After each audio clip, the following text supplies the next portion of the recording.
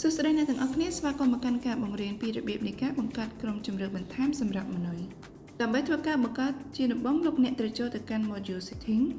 បន្ទាប់មកធ្វើការជ្រើសរើសពាក្យ Preference រួចចុចចូលទៅកាន់ផ្នែក Special Request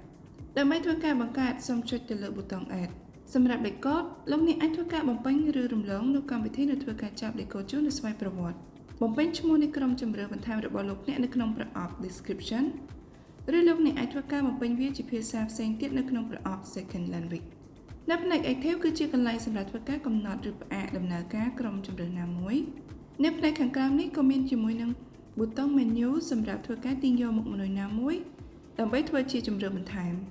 នៅក្នុងលក្ខខណ្ឌដែលលោកអ្នកចង់ធ្វើការចងគ្រឿងផ្សំទៅលើជម្រើសបន្ថែមណាមួយដើម្បីឲ្យកម្មវិធីធ្វើការកាត់ Stock ដោយស្វ័យប្រវត្តិលោកអ្នកគ្រាន់តែធ្វើការបង្កើតជម្រើសទាំងនោះជាប្រភេទម៉ឺនុយ stock ឬជាប្រភេទម៉ឺនុយដែលអាចធ្វើការចងជាមួយនឹងគ្រឿងផ្សំដូចជាប្រភេទ food drink ដែលមាន menu item option ជា ingredient ឬជាប្រភេទ stock ធ្វើការជ្រើសរើសមុខម៉ឺនុយណាមួយដែលលោកអ្នកចង់ធ្វើការកំណត់ជាប្រភេទជម្រើសបន្ថែមនៅក្នុង special request ចំណែកប៊ូតុង add ប្រើសម្រាប់ធ្វើការបង្កើតជម្រើសបន្ថែមណាមួយដែលមិនចាំបាច់ទាមទារជាមួយនឹងការចងគ្រឿងផ្សំឬ stockលោកអ្នកគ្រាន់តែធ្វើការចុចទៅលើប៊ូតុង Add បន្ទាប់មកលោកអ្នកអាចធ្វើការបំពេញព័ត៌មានដូចជាឈ្មោះជម្រើសបន្ថែមសូមធ្វើការបំពេញវានៅក្នុងប្រអប់ Description លោកអ្នកក៏អាចធ្វើការបំពេញវាជាភាសាផ្សេងទៀតនៅក្នុងប្រអប់ Second Language ធ្វើការបំពេញចំនួននៃជម្រើសដែលលោកអ្នកអនុញ្ញាតឲ្យអតិថិជនអាចធ្វើការរើសបាននៅក្នុងមួយជម្រើស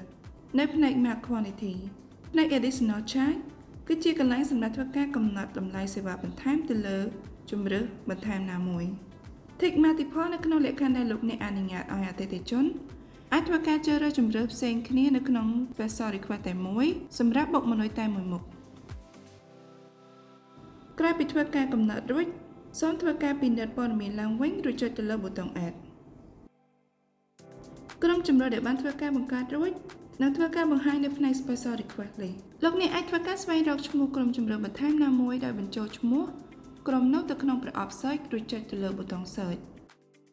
ក្រុមជម្រើសនីមួយៗមានបង្ហាញនៅព័ត៌មានដូចជាឈ្មោះនៃក្រុមជម្រើសបន្ថែមនិងឈ្មោះម៉ឺនុយដែលបានធ្វើការកំណត់ជាមួយនឹងក្រុមជម្រើសបន្ថែមរួច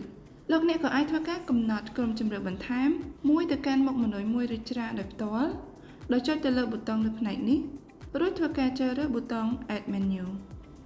Tick រើសមុខម៉ឺនុយណាមួយដែលលោកអ្នកចង់កំណត់ជាមួយនឹងក្រុមជម្រើសបន្ថែម